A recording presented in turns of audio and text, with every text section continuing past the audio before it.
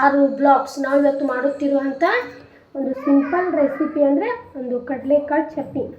ಇದಕ್ಕೆ ಹಸಿ ಕಡಲೆಕಾಳು, 1-2 ಮೆಣಸಿನ್ಕಾಯಿ, ಹಸಿಮೆಣಸು, ಆಮೇಲೆ ಒಂದು ಸ್ವಲ್ಪ ಕೊತ್ತಂಬರಿ ಸೊಪ್ಪು, 1 ಗಡ್ಡೆ ಬೆಳ್ಳುಳ್ಳಿ, ಒಂದು ಸ್ವಲ್ಪ ಜೀರಿಗೆ, ಸ್ವಲ್ಪ ಉಪ್ಪು. ನಾನು ಇಲ್ಲಿ ಕಡಲೆಕಾಳನ್ನ ಹಾಕ್ಕೊಳ್ತಿದ್ದೀನಿ. ಇದನ್ನು ನೀವು ಬೇಕಂದರೆ ಮಿಕ್ಸಿಗೂ ಹಾಕ್ಕೋಬೋದು, ಬಟ್ ಇದರಲ್ಲಿ ಚೆನ್ನಾಗಿರುತ್ತೆ. ತರಿಯಾಗಿ ರುಬ್ಕೋಬೇಕು. 2 ಮೆಣಸಿನ್ಕಾಯಿ ತೊಗೊಂಡಿದ್ದೀನಿ. 2 ಮೆಣಸಿನ್ಕಾಯಿ, ಒಂದು ಸ್ವಲ್ಪ ಜೀರಿಗೆ, ಒಂದು ಅರ್ಧ ಚಿಟಿಕೆ ಜೀರಿಗೆ, ಅಂದರೆ 1 ಗಡ್ಡೆ ಬೆಳ್ಳುಳ್ಳಿ, ಸ್ವಲ್ಪ ಕೊತ್ತಂಬರಿ ಸೊಪ್ಪು, ಒಂದು ಅರ್ಧ ಸ್ಪೂನ್ ಅಷ್ಟು ಉಪ್ಪು.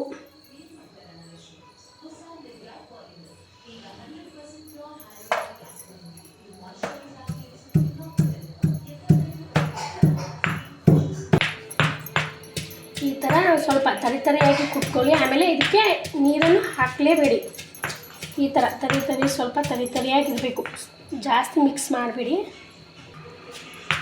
ಅದು ತರಿಯಾಗೇ ಇರಬೇಕು. ಕಡಲೆ ಬಾಯಿಗೆ ಸಿಗ್ತಾ ಇರಬೇಕು. ಚಪಾತಿ, ರೊಟ್ಟಿ, ಬಿಸಿ ರೈಸ್ ಜೊತೆ ತುಪ್ಪ ಬಿಸಿ ರೈಸು ಹಾಕ್ಕೊಂಡು ತಿನ್ಬೋದು. ಇವಾಗ ಇದು ಸೀಸನು. ಇದು ರೆಡಿ ಆಯಿತು.